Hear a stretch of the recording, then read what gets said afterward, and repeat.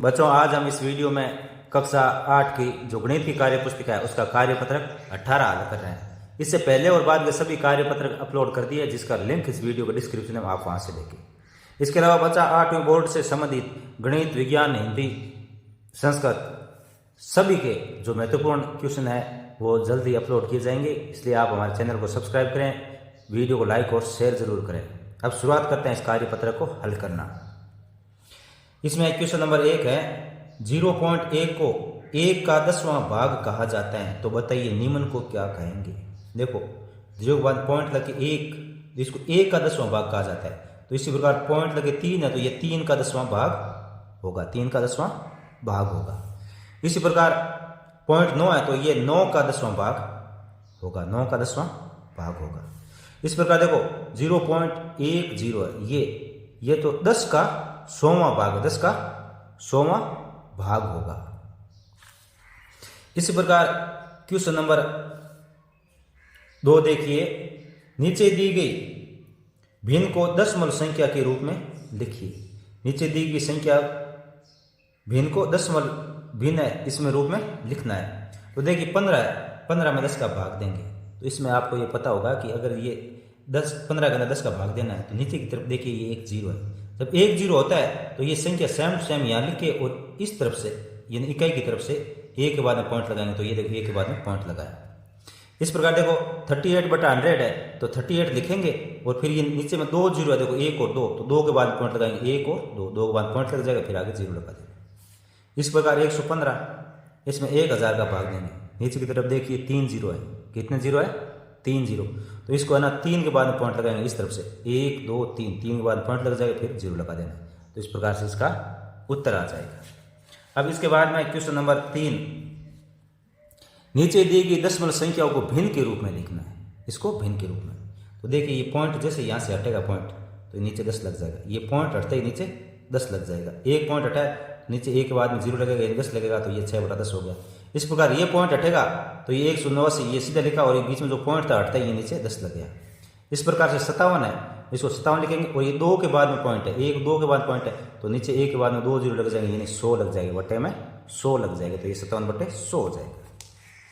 इस प्रकार इसका नेक्स्ट क्वेश्चन है, इसमें क्या करना है, मिलान करना है।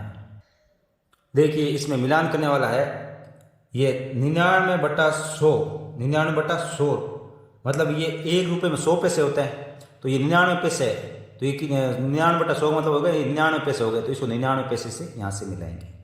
इसी प्रकार 1 रुपये, 1 रुपये को क्या है, इसका मतलब ये 50 पैसे, 1 रुपये का 1/2 कितना होता है 50 पैसे, ये 50 पैसे मिलाएंगे। 1/10 यानी 1 रुपये का 10वां भाग कितना होता है 10 पैसे होते हैं, तो ये इसे मिलाएंगे।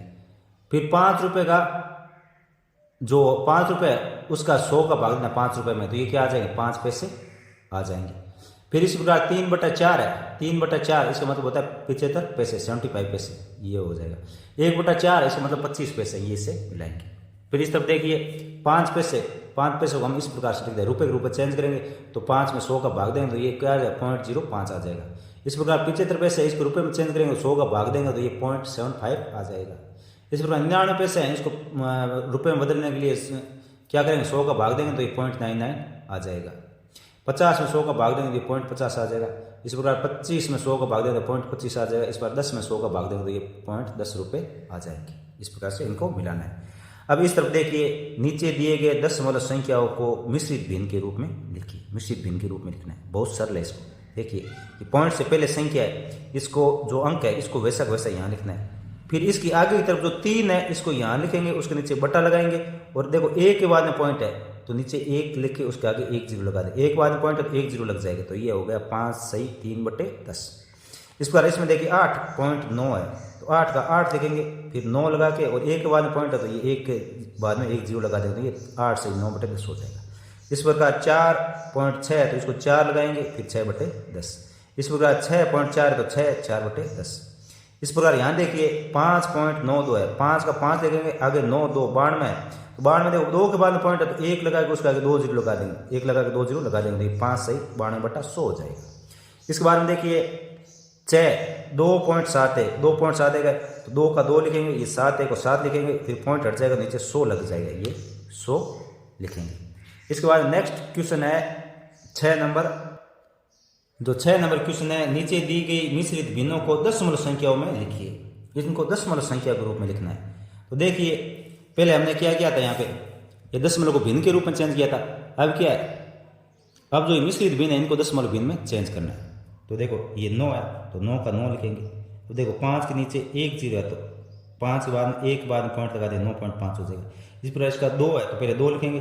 7/100 है तो 7 में देखिए इसमें क्या 2 जीरो है तो यहाँ से 2 के बाद पॉइंट लगा देंगे, 7 होगा और 1 जीरो लगाएंगे, फिर पॉइंट लगाएंगे। तो 7 और 1 जीरो लगाया, फिर पॉइंट लगाया और ये 2 इस तरफ का है। इस प्रकार इसमें देखिए 9 का 9 लिखेंगे। फिर 8 के बाद देखो 3 जीरो है तो 3 के बाद पॉइंट करेंगे, यहाँ 1 फिर 1 जीरो लगेगा, फिर 1 जीरो लगेगा, यानी 3 हो गए, पॉइंट लग जाएगा, पॉइंट लग जाएगा, ये 9.008 हो जाएगा। इस प्रकार 3 से 4/10 है तो इसमें 3 का 3 लिखेंगे और फिर 1 जीरो है तो ये पॉइंट इसके 4 के बाद में 1 के बाद में पॉइंट लग जाएगा, ये 3.4 हो जाएगा, 3.4 हो जाएगा। अब इसमें इसके अलावा अगर आप ऐसे समझ में नहीं आ रहा तो आप 4 में 10 का भाग दे, जो उत्तर आए वो 3 के साथ में जोड़ दे, तो ये जोड़ेगा तो 3.4 ही आएगा। इसके बाद में देखिए क्वेश्चन नंबर 7, दशमलव संख्या का विस्तारित रूप में लिखिए। इसका विस्तारित रूप में लिखना है। तो 831.7 है तो 830 दहाई के रूप में 30 हो जाएगा, फिर इकाई के रूप में 1 और फिर ये जो पॉइंट के बाद में 7 है तो ये 7/10 हो जाएगा, 7/10। इस प्रकार इसका 923.2 है तो 900 + 83 + 3 और प्लस में ये क्या हो जाएगा, ये 2/10 हो जाएगा।